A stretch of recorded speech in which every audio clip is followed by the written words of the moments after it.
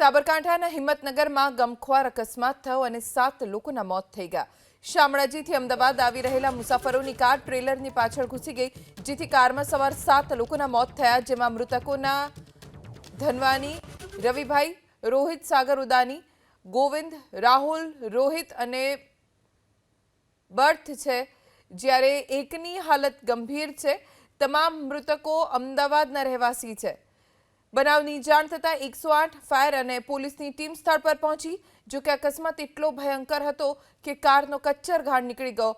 કારને કાપીને મૃતદેહોને બહાર કાઢવામાં આવ્યા। ચિરાગ ધનવાની, રોહિત નામના વ્યક્તિનું મોત થયું છે। સાગર ઉદાની નામના વ્યક્તિનું પણ આ અકસ્માતમાં મૃત્યુ થયું છે। રાહુલ, રોહિત અને બર્થ નામના વ્યક્તિનું પણ મૃત્યુ થયું છે।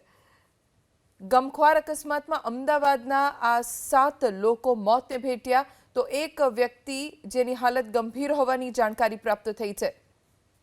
શામળાજીથી અમદાવાદ તરફ આવી રહ્યા હતા અને એ જ વખતે આ ગમખ્વાર અકસ્માત સર્જાયો। ઘટના સ્થળે જ ચિચિયારીઓ ઉઠી ગઈ। 7 લોકોના મૃત્યુ થઈ ગયા। કારનો કચ્ચર ઘાણ બોલી ગયો।